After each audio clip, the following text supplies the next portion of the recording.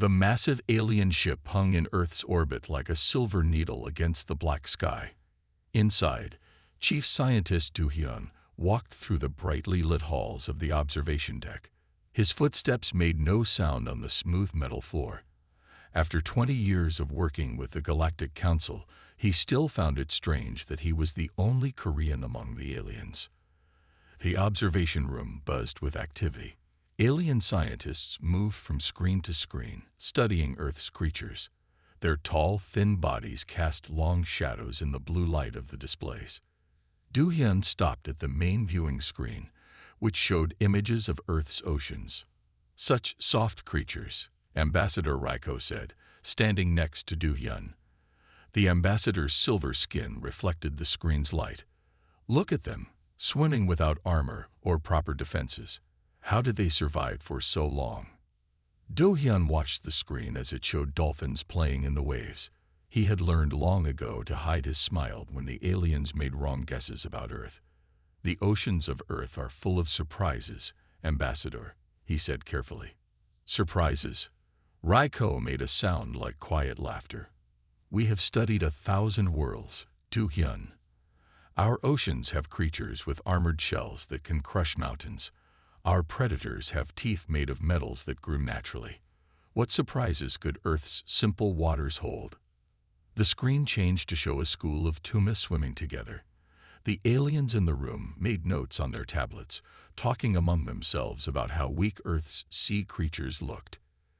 Du Hyun noticed they focused only on the gentle-looking animals, the dolphins, the sea turtles, the colorful fish near coral reefs. 20% of Earth's oceans remain unexplored," Du Hyun said, typing on his control panel. "And even in the parts we know well, there are creatures that might surprise you." "The Council grows tired of waiting," Raiko said. "We need to decide if Earth is ready to join the galactic community." "So far," the ambassador waved a long-fingered hand at the screens, "we are not impressed. These creatures show no signs of proper evolution. No natural weapons, no advanced hunting skills." Do Hyun typed a few more commands into his panel. "Perhaps we should look deeper," he suggested. The main screen changed to show the darker parts of the ocean. Earth's waters are very deep in many places. The creatures there, more soft animals hiding in the dark. Raiko interrupted. "The Council has seen enough, Du Hyun.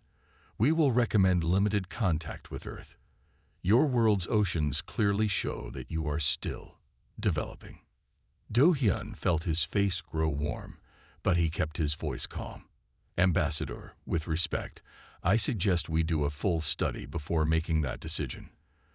The Korean Deep Sea Research Center has invited us to." "No need," Raiko said, turning away. "We have seen what Earth's oceans offer. Gentle creatures, swimming in circles, eating plants, and tiny fish. Nothing that would survive a day in the real dangers of space." As the ambassador walked away, Du Hyun looked at his private screen. It showed a different image, a great white shark swimming in the deep water, powerful and silent. He had spent years studying Earth's history while working with the aliens. He knew what they were missing. "You haven't seen anything yet," he whispered to himself, and began typing a message to the research center. It was time to show the aliens what Earth's oceans really contained. They thought Earth's creatures were gentle and weak. Soon, they would learn how wrong they were. The morning sun sparkled on the waves as Jaewon stood at the window of the Korean Deep Sea Research Station. The facility rose from the ocean on strong metal legs, its solar panels turning slowly to follow the light. 300 meters below, her sensors tracked the movement of something large. "Container ship Echo 7 is requesting permission to pass through the research zone," Tahi said from his desk, where multiple screens showed different parts of the ocean. "Should I redirect them?" "The Great White is still in the area." Jaewon checked her tablet. The tracking dot showed the shark moving steadily north. "No need. The shark will be well clear of their path in 20 minutes. Let them proceed, but warn them to maintain their distance from our markers." She walked to the main tracking station, where a large screen showed the paths of 12 great white sharks they had been following for the past year. Their movement patterns had changed recently. Instead of following their usual routes, the sharks were gathering in deeper waters. The data makes no sense, Tahi said, pointing to the charts. Water temperature is normal. Fish populations are stable, but the sharks are acting like something is disturbing them. Jai-1 was about to respond when all the screens in the station flickered. The lights dimmed for a moment, then came back brighter than before. A new window opened on the main screen, showing a face Jai-1 had never seen before, distinctly human, but with an odd silver tint to his skin. "Good morning. I am Chief Scientist Du-hyun of the Galactic Council," the man said. His voice was calm, but there was an urgency in his eyes.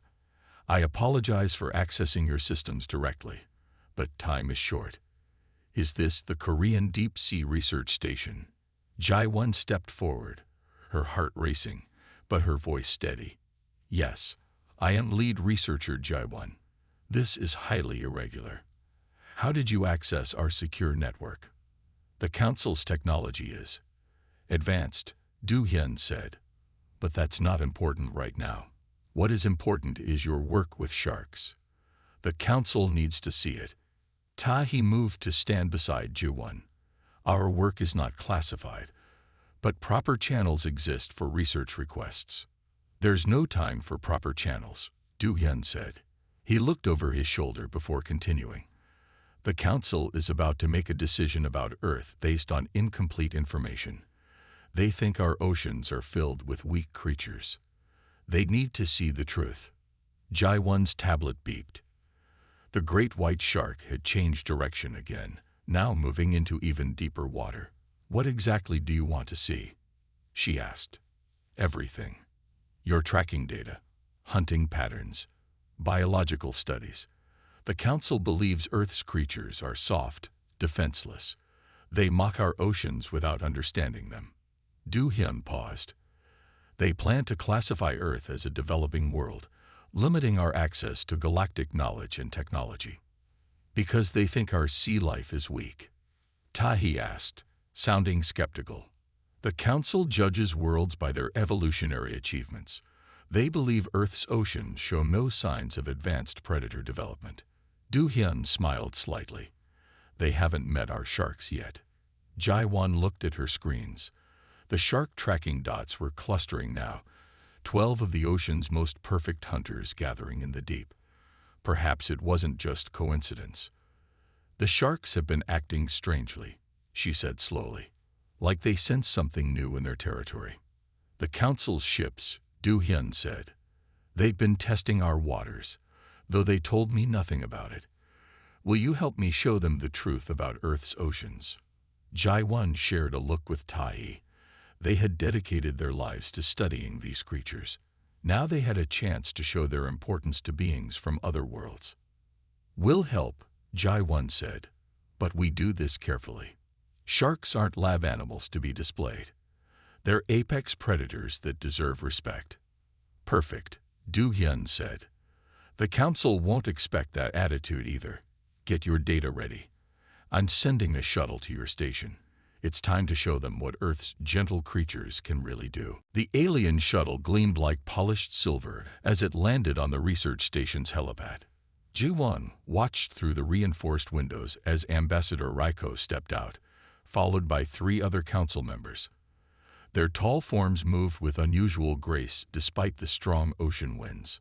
"The station's structural integrity is at 98%, Tahi reported from his monitoring station. No unusual vibrations from the alien vessel. Do-hyun entered the control room first, nodding respectfully to Jai-1. The aliens followed, their silver skin reflecting the blue light from the ocean monitoring screens. Ambassador Raiko looked around with an expression that seemed like disapproval. "This is how you study your ocean life." The ambassador's voice carried a note of amusement. "Such primitive technology. On our worlds, we simply command the creatures to present themselves for study." Jai-1 kept her voice professional despite her irritation. "Earth's creatures are not servants. We study them in their natural environment, which gives us better data about their true capabilities." "Capabilities," Raiko made a sound like quiet laughter. We have reviewed your ocean life. No natural armor. No energy projection abilities. No technological development. Even your largest creatures eat tiny plants. Ambassador, Du-hyun interrupted. Perhaps we should show you the tracking data first. Jae-won nodded and activated the main screen. It showed the movements of the great white sharks they had been following. The tracking dots were still clustered in the deep water near the station. As you can see, she explained, these are apex predators. They have survived on Earth for millions of years, nearly unchanged because they are already perfect for their environment. One of the other council members stepped forward, touching the screen with a long finger. Perfect. They have no defenses. Our world's ocean predators have crystalline scales that can deflect energy weapons. With respect, Tahi said, pulling up new data. Great white sharks have multiple rows of serrated teeth that can tear through almost any material. Their skin is covered in dermal denticles that reduce drag and increase speed.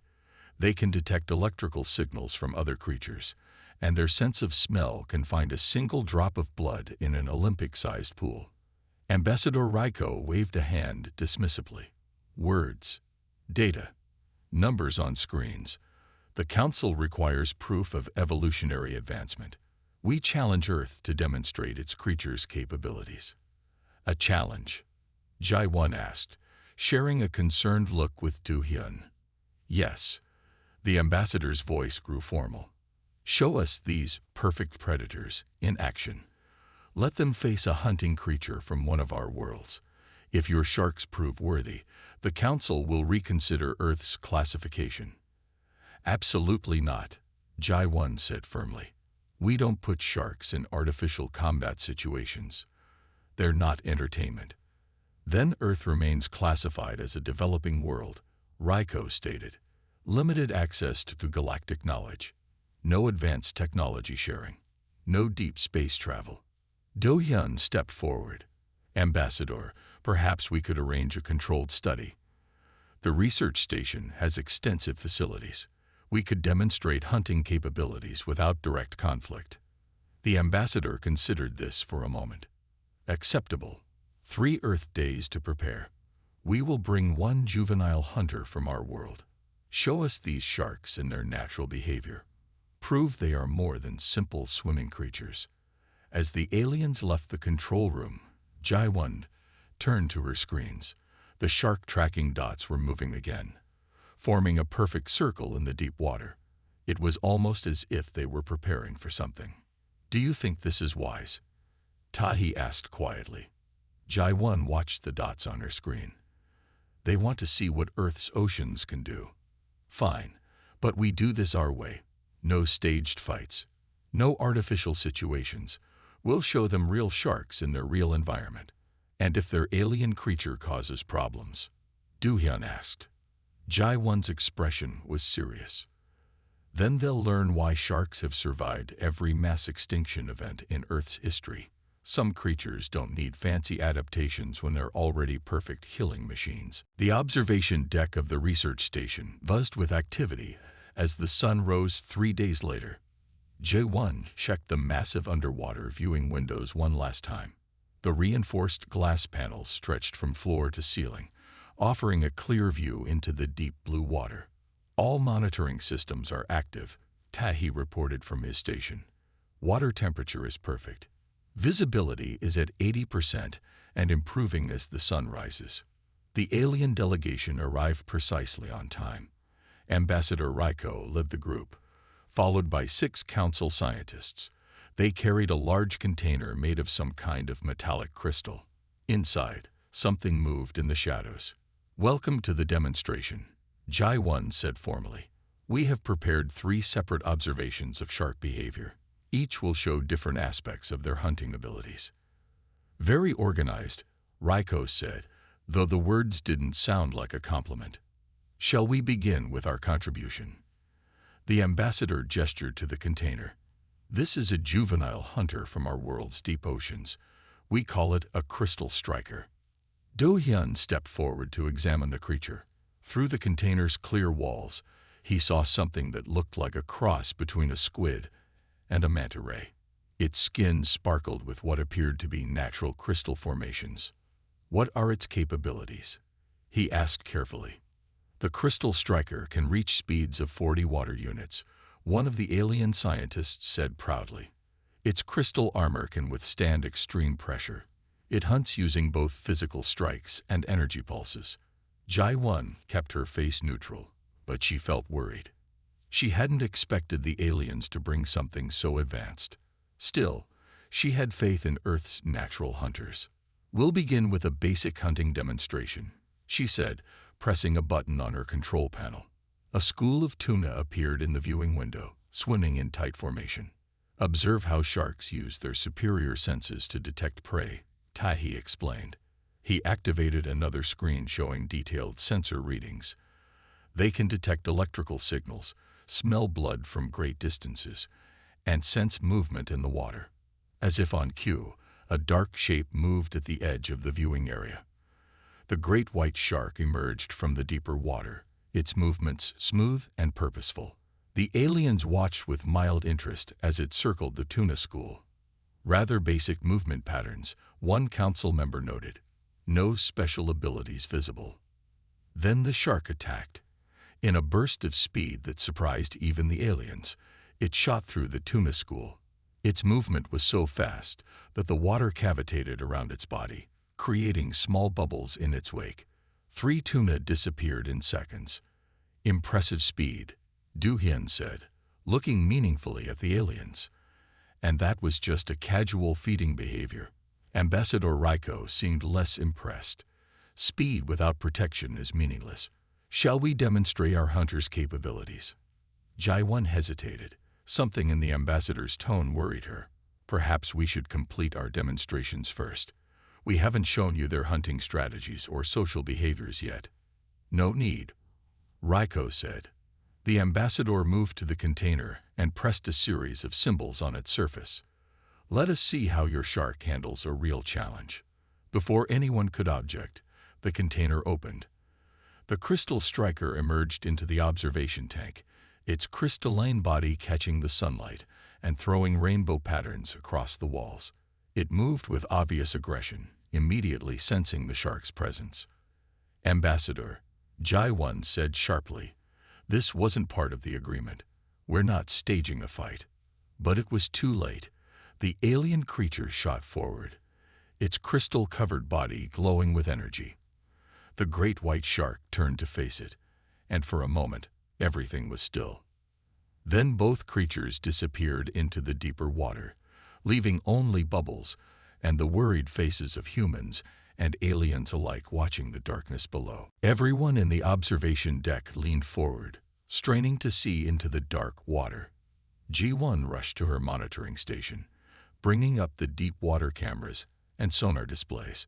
The screen showed 2 large shapes moving in the depths, circling each other. "Your shark appears to be retreating," Ambassador Raiko said with satisfaction. As expected, when faced with a superior hunter. A loud bang interrupted the ambassador as something hit the reinforced glass. The crystal striker had charged at the shark, but hit only empty water. The great white had moved with incredible speed, already positioning itself behind its opponent. "That's not retreat," Tahi said quietly. "That's hunting strategy." The alien creature spun around, its crystalline body glowing with blue energy. It sent out a pulse that should have stunned any normal prey. But the shark moved differently now. Its eyes had rolled back, showing white, entering what Jai-1 recognized as hunting mode. "What's happening to your creature?" one of the council scientists asked, noticing the shark's changed appearance. "This is what we try to explain," Jai-1 said, keeping her voice steady as she watched the displays. "Sharks are perfect hunting machines. They don't need energy pulses or crystal armor. They have 400 million years of evolution behind them." The great white struck suddenly, its mouth opening to reveal rows of serrated teeth. The crystal striker barely dodged, losing several of its crystal formations to the shark's passing bite. The aliens gasped as their superior hunter frantically tried to maintain distance from the pursuing predator. "Impossible," Ambassador Raiko whispered. "The teeth, they damaged the crystal armor. Shark teeth can exert up to 3,000 pounds of pressure per square inch," Du Hyun explained. "And those teeth are serrated. They don't just bite, they saw through their prey. Your crystal armor might stop energy weapons, but this is pure physical force refined over millions of years." The crystal striker tried another energy pulse, stronger this time. The shark shrugged it off, protected by its unique electromagnetic sensing abilities. What would stun other creatures merely helped the shark locate its target more precisely. "The shark's lateral line system and ampullae of Lorenzini are detecting your creature's energy pulses," Jai-1 explained. "You're not hurting it. You're helping it track its target." The alien hunter tried to escape to deeper water, but that was a mistake. In the darkness, the shark's other senses became even stronger. Its powerful sense of smell detected the alien creature's unfamiliar scent. Its pressure sensors felt every movement in the water. "Perhaps we should recall our hunter," one of the council members suggested nervously. "This demonstration has been informative." Before anyone could act, the shark made its final move. It shot upward from below the crystal striker, moving so fast it created a vacuum in the water. Its jaws opened wide, showing row after row of teeth. The alien creature tried one last energy pulse, but it was too late. The impact shook the observation windows. When the water cleared, the crystal striker's crystal armor lay scattered across the ocean floor. The shark circled once, then swam slowly back into the deeper water, resuming its normal patrol pattern, as if nothing unusual had happened. Dead silence filled the observation deck. The aliens stared at their broken hunter, then at the human scientists. Ambassador Raiko's silver skin had turned slightly pale. "Still think Earth's creatures are gentle?" Jai-1 asked quietly. "That shark wasn't even fully grown. And it was alone. Would you like to see what happens when they hunt in groups?" The mood in the research station's conference room was tense. Ambassador Raiko sat with the other council members, their silver skin reflecting the evening light from the windows. No one had spoken much since the demonstration ended an hour ago. Do Hyun worked at a computer terminal, reviewing data from the alien ship's databases. His security clearance as chief scientist had given him access to files that were supposed to be secret. What he found made his blood run cold. "You never planned to welcome Earth into the galactic community, did you?" he said finally, turning to face the ambassador. This was all about finding new territory to colonize. Jai-1 and Tai, he looked up from their monitoring stations. The shark from the demonstration was still circling in the deeper water, joined now by 3 others that had arrived from nearby areas. Ambassador Raiko stood slowly. "You weren't supposed to access those files, Du Hyun. But yes, you are correct. Earth's oceans are vast and mostly empty by our standards. Perfect for our expansion needs." "Empty," Jai-1 said in disbelief. "Our oceans contain millions of species, complex ecosystems that have developed over millions of years. Species that we thought were primitive and easy to remove," one of the council scientists added. "Our surveys showed no signs of advanced life, no technology, no organized resistance. The perfect place to establish our underwater colonies." Tahi checked his screens again. Now there were 6 sharks circling below the station. More were arriving. "You might want to reconsider that plan," he said quietly. The ambassador walked to the window, looking down at the dark water. "One successful hunt doesn't change anything. Your sharks are impressive, yes, but we have entire fleets of colonization ships. Advanced weapons, technology you can't imagine. And yet your advanced hunter was defeated in less than 5 minutes," Du Hyun pointed out. "By a single shark, acting on pure instinct." Suddenly, alarms started blaring throughout the station. Red lights flashed on Tahi's monitoring screens. "We have multiple large objects entering the research zone," he reported. "Alien vessels moving underwater. They're not even trying to hide anymore. Through the windows, they could see dark shapes rising from the deep. 3 alien ships, each the size of a small submarine, broke the surface. Their crystal-like hulls glowed with the same energy the Crystal Striker had used. "The colonization begins now," Ambassador Raiko announced. "Your demonstration proved that some of Earth's creatures are stronger than we thought. So we will take the oceans by force instead of waiting." Jaiwan looked at her shark tracking display. The screen was now filled with dots. Not just great whites, but tiger sharks, makos, and even a pod of orcas had entered the area. It was as if the ocean itself was responding to the threat. "Ambassador," she said calmly, "those ships are in bull shark breeding waters. And great whites are territorial hunters. You're not just dealing with one shark now. You've entered their hunting grounds during feeding time." As if to prove her point, one of the alien ships suddenly rocked violently. Then another. Dark shapes moved swiftly through the water around them. The ship's energy weapons fired, sending pulses through the water. But the sharks weren't affected. Instead, the energy pulses only seemed to attract more predators to the area. "Last chance," Du Hyun said to the ambassador. "Call off your ships and leave Earth's oceans in peace, or discover why these creatures have survived every mass extinction event in Earth's history." The research station's windows vibrated as another alien ship fired its energy weapons into the dark water. Ambassador Raiko was no longer smiling. The silver skin of the alien leader had turned almost white as they watched their ship struggle. "Impossible," the ambassador whispered. "Those are military-grade vessels. How are these primitive creatures causing such damage?" Jaiwan studied her monitors, watching as more sharks arrived. The great whites moved in coordinated patterns, testing the ship's defenses. The tiger sharks attacked in groups, their powerful jaws leaving deep marks in the crystal hulls. But it was the bull sharks that surprised everyone. They simply wouldn't stop attacking, no matter how many energy pulses hit them. "Your weapons don't work well in water," Tahi explained, pointing to his readings. "The energy disperses too quickly. But shark teeth and jaws, they were made for this environment." A loud crash echoed through the station as an orca slammed into one of the ships. The massive predator's hunting pod had joined the sharks, bringing their own ancient hunting skills to the battle. The alien vessel's crystal hull cracked under the impact. "Listen carefully," Du Hyun said to the ambassador. "Those orcas are using echolocation to find weak points in your ships. They normally use it to stun large prey. Now they're using it to break your hulls apart." Through the observation windows, they watched as nature showed its power.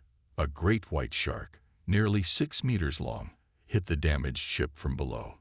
Its rows of serrated teeth tore through the weakened crystal like it was paper. Water rushed into the vessel.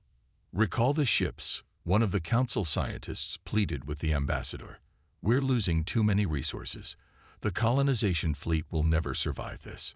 Ambassador Raiko pressed buttons on a control panel, trying to contact the ships. But the signals weren't getting through. The churning water, filled with hunting predators, was disrupting their communications.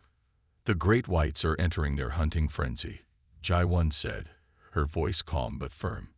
"Once they start, they don't stop easily. And you've brought this battle to their home territory during feeding time." On the screens, they watched as more ocean predators joined the fight. Makos, the fastest sharks in the sea, darted between the ships, confusing their sensors. Schools of smaller fish scattered, creating clouds of confusion that the sharks used for cover. The second alien ship's engines failed as bull sharks tore into its power systems. The third tried to escape to deeper water, but that was a fatal mistake. In the darkness below, more sharks were waiting. The vessel never resurfaced. "Fascinating," Tahi said, recording everything. "They're not just attacking randomly. The different shark species are working together, using their special hunting skills. The great whites breach from below. The tigers attack in packs. The bulls just keep hitting the same spots until they break through." Ambassador Raiko sank into a chair, watching as the last ship disappeared beneath the waves. All this time, the alien leader said quietly, "We thought we were studying you, but we never truly understood Earth's oceans at all." "That's the thing about sharks," Jai-1 said, turning off her attack warning signals. "They don't need fancy weapons or crystal armor. They're already perfect. 400 million years of evolution made them exactly what they need to be, the ocean's greatest hunters." As the sun set over the research station, the water gradually grew calm again. The sharks returned to their normal patterns, swimming away as if nothing unusual had happened. They had defended their territory without any human help or direction. Earth's oceans had proven they could protect themselves. 1 month after the battle at the research station, Jai-1 stood in the grand meeting hall of the Galactic Council's main ship. The circular room sparkled with crystal lights, and representatives from 100 worlds sat in rising tiers around her. Do-hyun stood beside her, wearing his formal chief scientist uniform. "The Council has reviewed all evidence from Earth's oceans," the head council member announced. Their voice echoed through the chamber. "We have made serious errors in judgment." Ambassador Raiko, now stripped of their former title, sat quietly in a corner. The once proud alien leader looked much smaller without their official robes. "Earth's oceans," the head council member continued, "have shown us that true power does not always appear in obvious forms. We saw no energy weapons, no crystal armor, no advanced technology. Instead, we found something far more impressive: perfect natural evolution." Jai-1 stepped forward to present her findings. The large screens behind her showed footage from the research station's cameras. The council members watched in silence as the sharks demonstrated their hunting abilities again. "Great white sharks have existed for millions of years," she explained. "They haven't needed to change because they were already perfect for their environment. Their senses are so advanced that they can detect a single drop of blood from a great distance. Their teeth are so strong that they regrow throughout their lives. And they are not alone," Tahi added from his position at the data controls. "Our oceans contain countless species that have evolved to become perfect hunters. Orcs that use sound as a weapon. Sharks that can swim faster than most ships. Predators that work together to protect their territory." The head council member stood, facing the assembled representatives. "The council hereby recognizes Earth as a fully advanced world.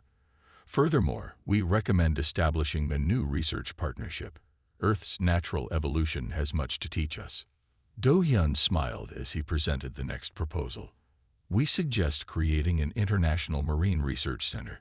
Scientists from Earth and other worlds can study together, learning from each other. But most importantly, we will respect the oceans and their inhabitants."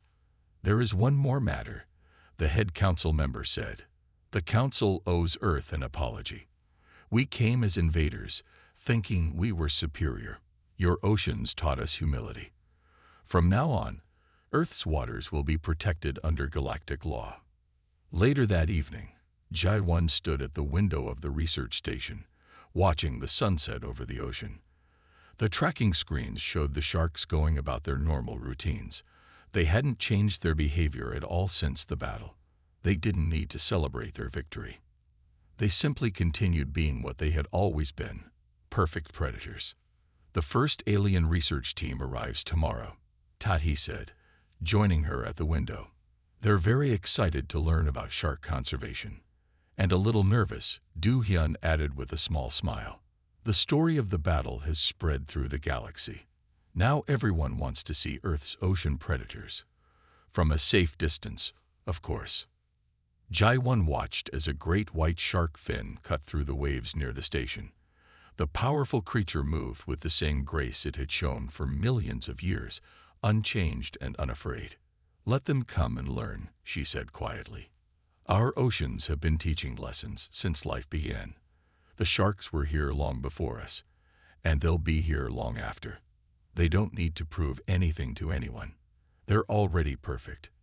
In the deep water below, the sharks continued their eternal patrol of Earth's oceans, protecting their territory, as they had always done. The galaxy had learned an important lesson. Sometimes the most powerful forces in nature were the ones that stayed exactly as they were meant to be.